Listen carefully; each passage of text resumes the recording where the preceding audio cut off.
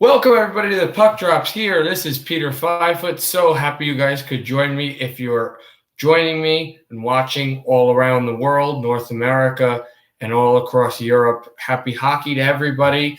We are here on October 18th, early in the morning in the United States, and we have some hockey going on, obviously, this coming day.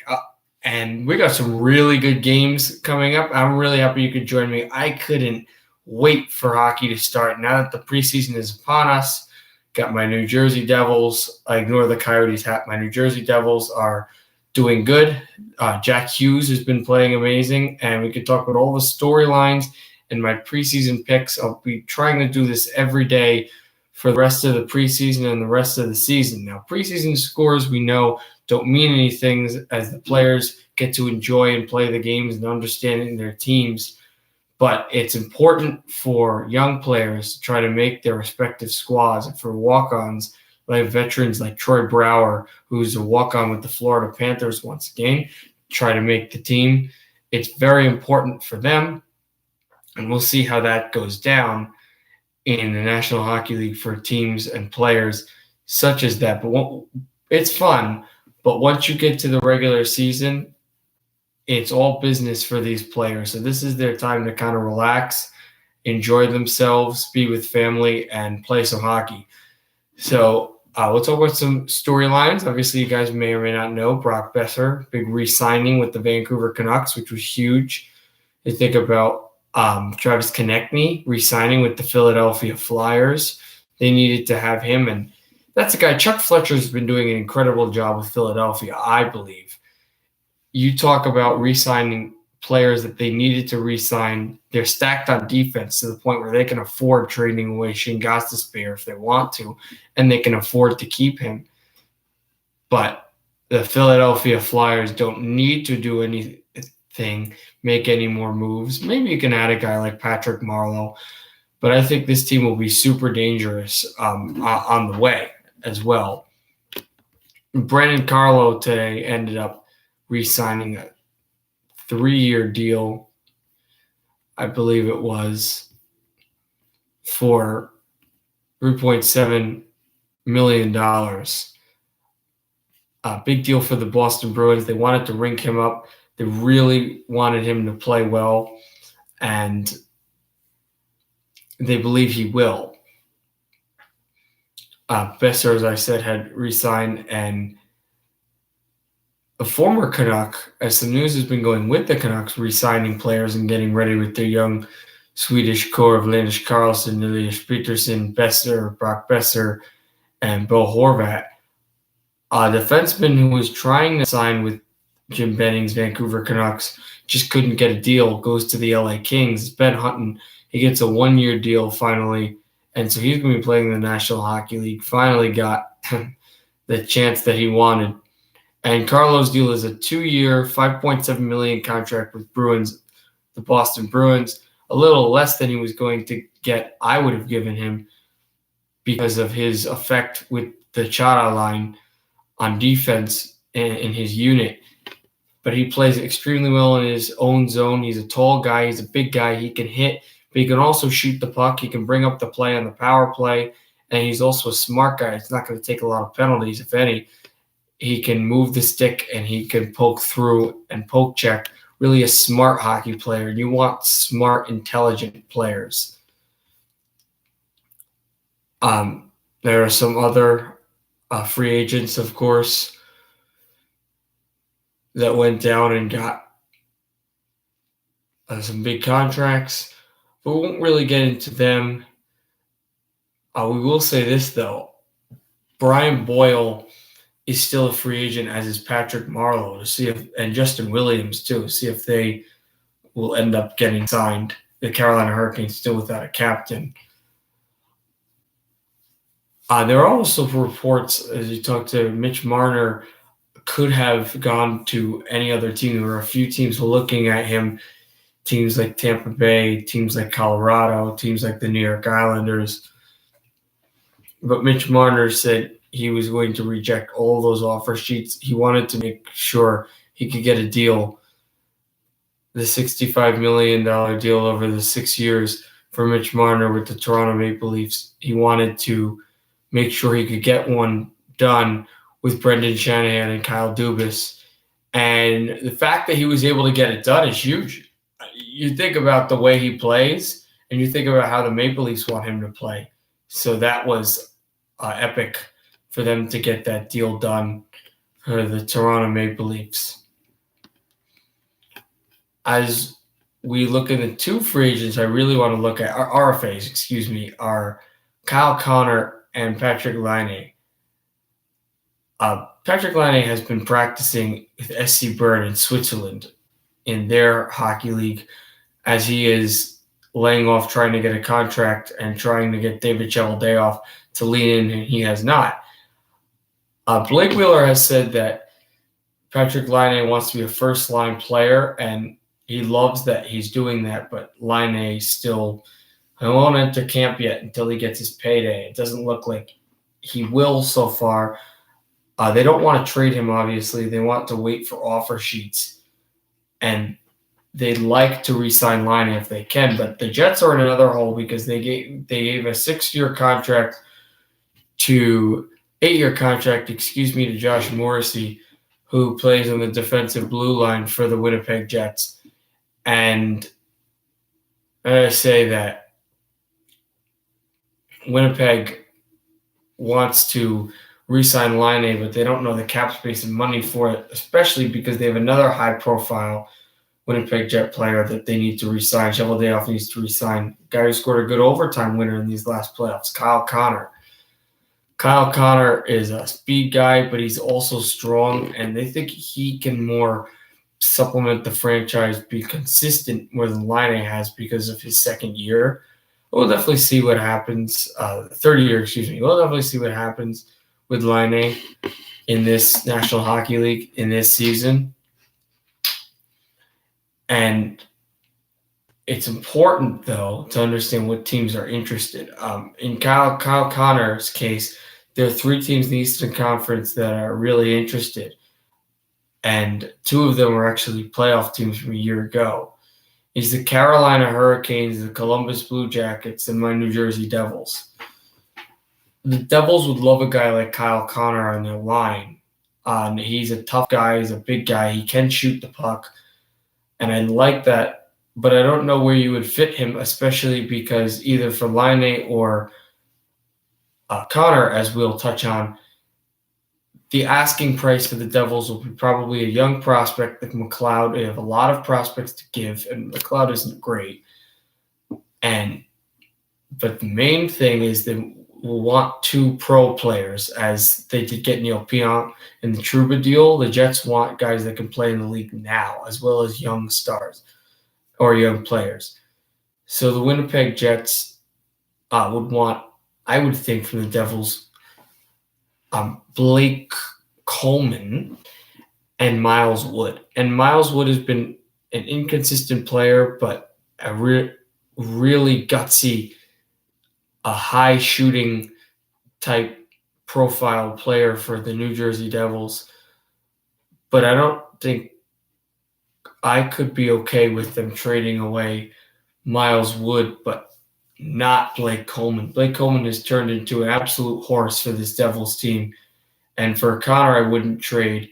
For Columbus seems to have a lot of cap space, but they have some young players coming in, but they really like most of them. So I don't know, even though they're young, they have a lot of cap space, what assets you're going to give up, especially since most of those are older and they don't want to trade their can't-miss prospects. But I think Kyle Connor fits in there really well. Carolina signed a lot of guys. They're getting close to the cap, and you still don't have a captain. You still don't have Justin Williams. I don't understand the point in why Carolina is interested in Kyle Connor, but if they like him, if Brindamore likes him, then maybe they'll make the trade. And they have youth to do it, but it seems to be more of a risky trade for Kyle Connor. And I say if he goes anywhere, he's a Columbus Blue Jacket. And the second Jet, of course, is the more high-profile one. That's Patrick Laine. And Laine is being courted by 4 teams, all in the Eastern Conference. The Jets will not trade within their conference. And these teams are the Montreal Canadiens, the Buffalo Sabres, the New York Islanders, and again, my New Jersey Devils. For the Islanders, it's weird what you have to give up. Maybe Bachfist. You might give up some of your other European scorers that are young, but it's going to be a long road for the Islanders. Cap space, where do you put Laine? I like him on New York. They want to get goal scoring, but it might seem like too steep of a push, especially to also pay Patrick to get him and get number 29 in blue and orange.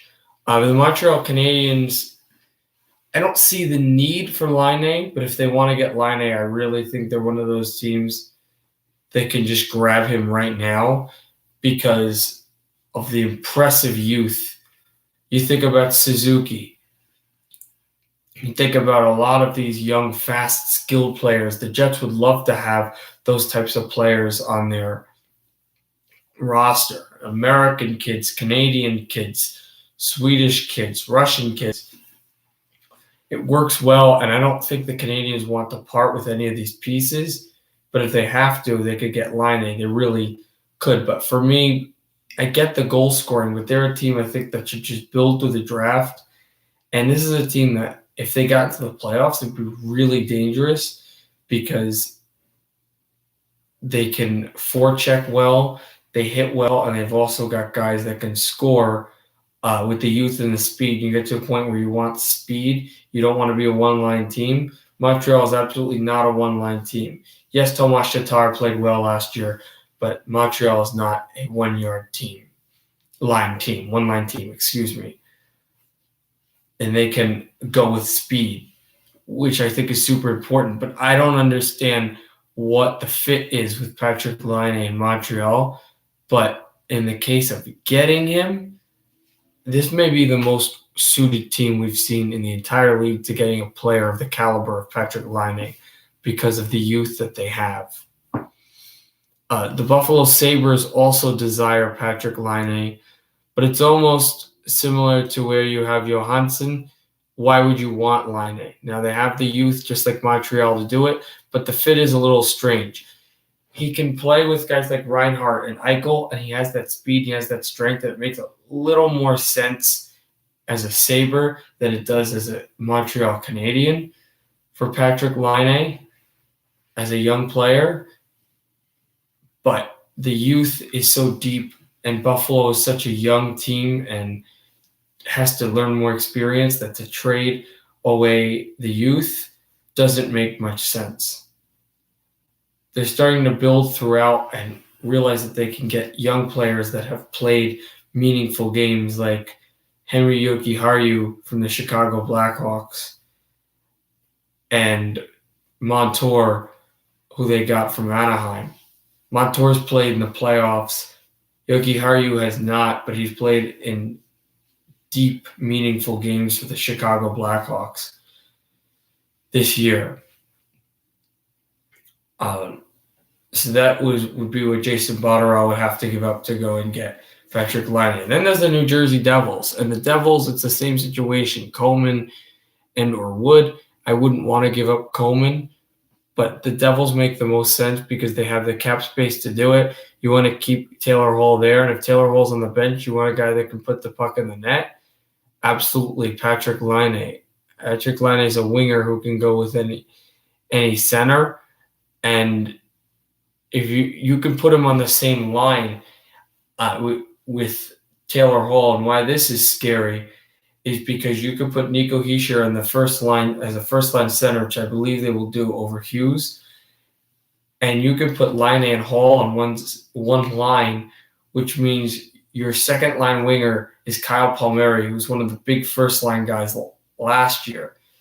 It's scary if the Devils can get him, and I think they can. You have to give up a lot of youth. You have to give up a lot of money and a lot of prospects to go and grab Patrick Laine from David Cheveldayoff and the Jets.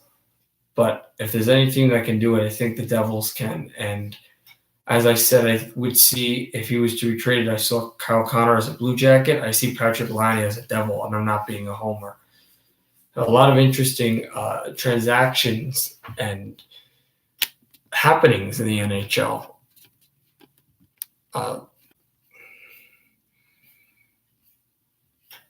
If there's anything else, there really was not that much. And we'll go into the scores from last night and then tonight. Ottawa went into Toronto, won 3-1. The game-winning goal scored by Travis Shawiri to 15 into the second. His first goals also scored by Anthony Duclair and Lahoie. Kasperi Kapanen was the only Maple Leaf to score a goal. In Columbus, the Blue Jackets blanked the Sabres 4-1. Sabres' only goal was scored by Jake McCabe. Columbus getting goals by Brandstrom, the game winner by Kevin Sherwood. Sonny Milano scored a goal as well, and Zach Dalpe, the empty netter for the Blue Jackets, to win 4-1 at home. Carolina blanked the Tampa Bay Lightning 3-0 in Tampa Bay. Carolina got goals by rookie McCormick, Woolmark, and Markinson. Woolmark's a guy that played in the playoffs last year against the Washington Capitals, the New York Islanders, and the Boston Bruins. Tampa had no goals. They weren't able to get past Peter Mrazek in this preseason tilt. And the Islanders get the back-to-back sweep over Philadelphia, winning 3-2 in the fourth period. Philadelphia played well early on, but the Islanders were able to carry that momentum in. Philly got Michael Raffl to make it 1-0 Flyers. And it was 1-0 for a long time until the third period. And Derek Brassard tied it at 1. And then it was Golden Bigros to make it 2-1 Flyers. But then Jordan Eberle late in the third tied it at 2. Ahmet Jobst for the New York Islanders made it 3-2 and won the game in overtime. A really nice game in Motor City against the two former blood rivals in Detroit and the Chicago Blackhawks. Chicago scored goals by Holm, Kubliak, and another goal by Kubliak, 2 for him. For Detroit, Matt Puempel scored a goal. Ford scored a goal for the Red Wings.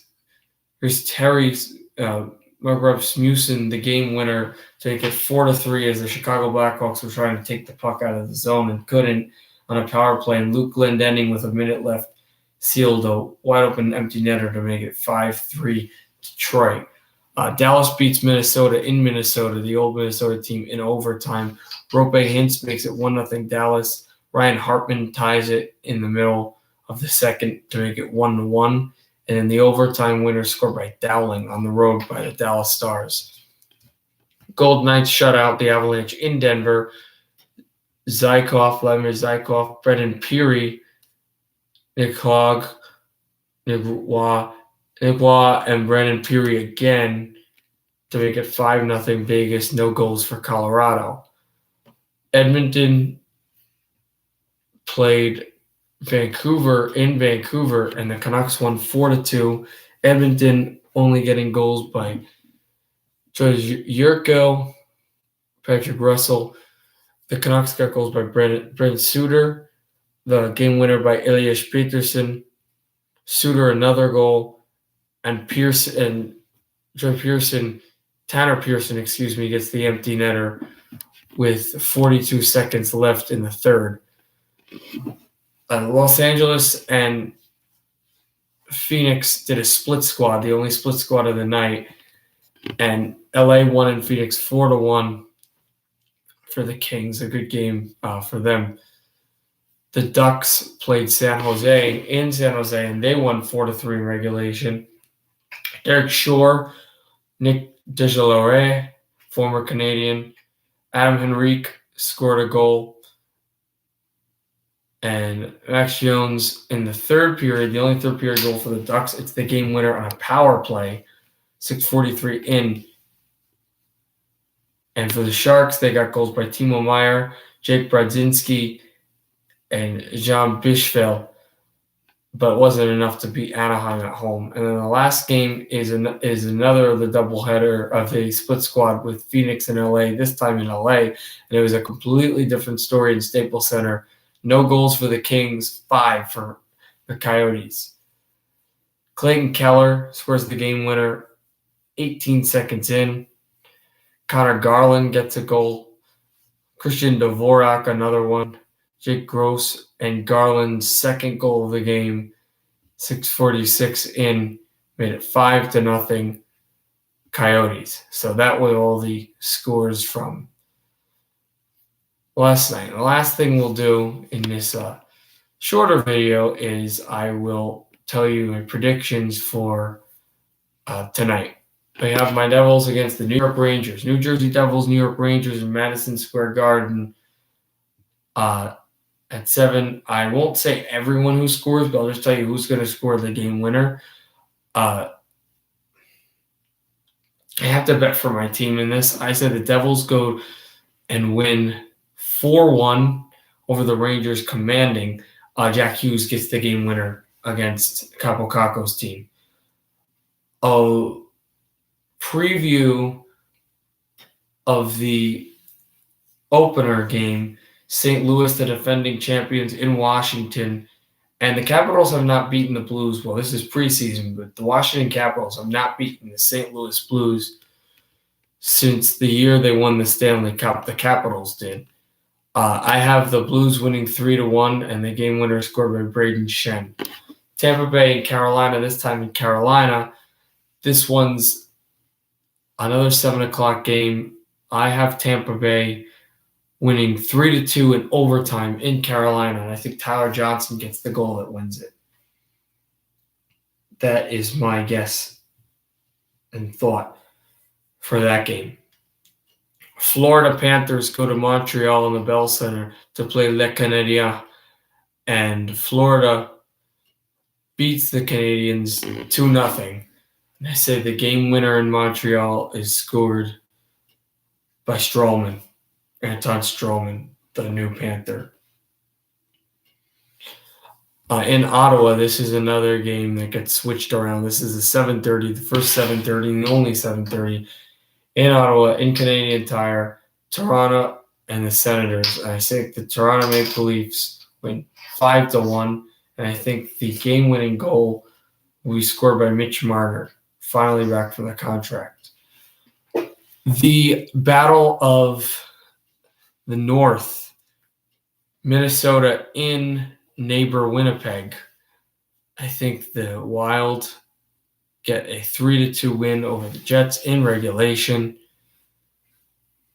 And the Minnesota Wild's game-winning goal is scored by Eriksson-Ek, Joel Eriksson-Ek. Detroit and Chicago continue their new series with their new rivalry in the preseason, but this time it's in the United Center, and I think the Chicago Blackhawks win 4-0, and Chicago gets the game-winning goal by, I'll say, Alex DeBrincat.